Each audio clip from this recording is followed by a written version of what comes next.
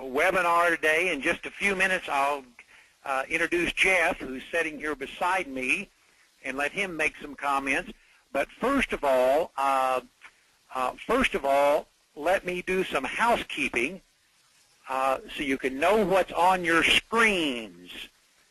On the left of your screen, you should have your main window you have, which shows you the content as we go over it. That's just your normal computer screen, should be on your left. On your right is the so-called control panel, a long rectangular shaped box with a little strip down the left edge they call a grab tag. That's not important. Important is how the control panel works. Now, you notice most importantly is this little orange arrow that I'm putting the clicker on. That little orange arrow there at the top left is what lets you either leave your whole control panel up, or it lets you, see if I can do it, there we go, it lets you shut it all down to where just a little strip is left there. And of course that lets you see the screen with a more full view is what it does. Now, and of course if you click the orange, I know the arrow points the wrong way, but if you click the orange arrow again, you see it comes back to full view. At the top, there are three little file markings. One says File, and one says View, and one says Help. If you click on the View, your shoe is probably set to say Auto Hide the Control Panel, and that's terrible. Don't panic. What I'm trying to say to you is that if your whole control panel, the long rectangular thing, goes away and just leaves you the little strip, click on the top orange marker, the top orange arrow, and you'll be back to full screen.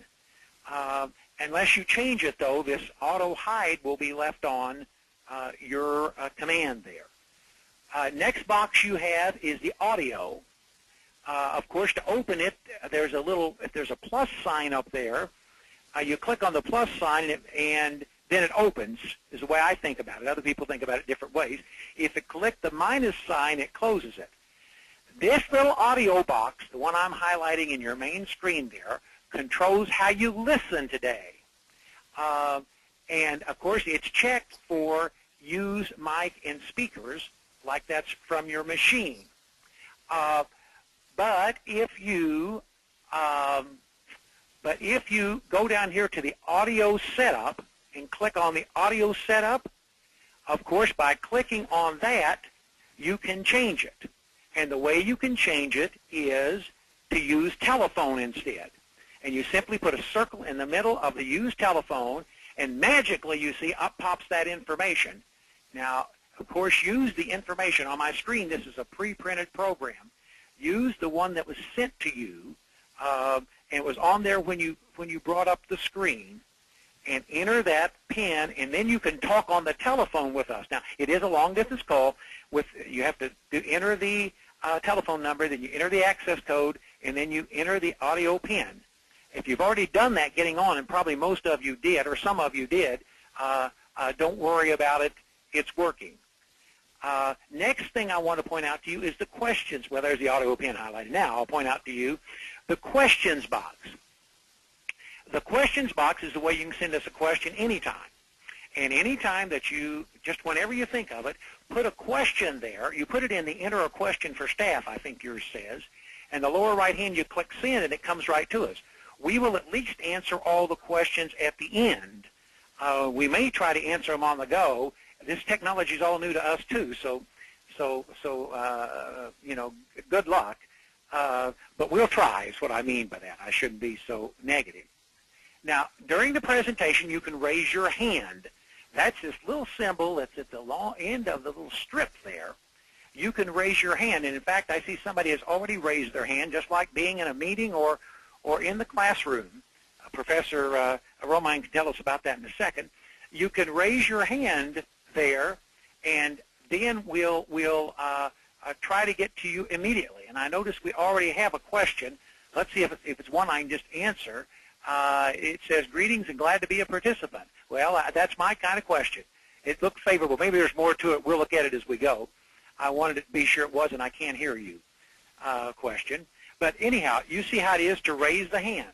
Now, we will address all the questions at the end of the webinar, and then you get an email within 24 hours with a link to view a recording of today's session.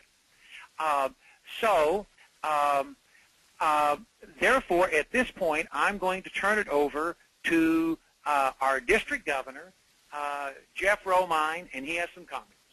Thank you. And did you hit recording? I did. Okay.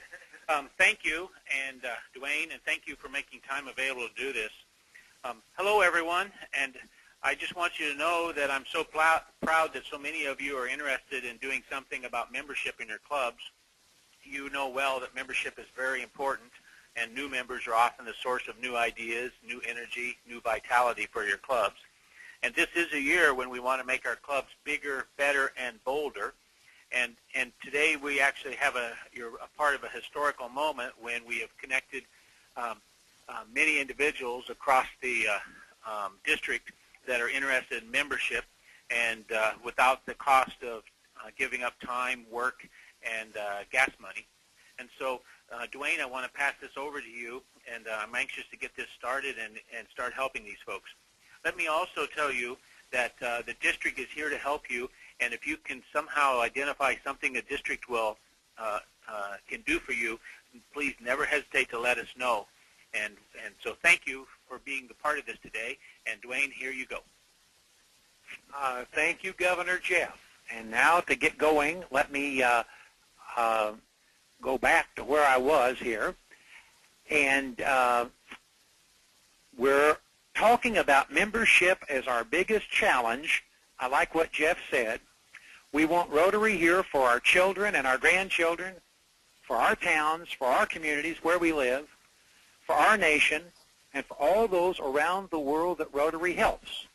Now, I'm going to go ahead and try here. I'm going to go ahead and see if we can take a poll, and let me launch it, and let's see what happens. There is the question that we're asking, can your club grow this year? And, of course, it defines net growth by that. Please go up there and vote. We will show you the results shortly.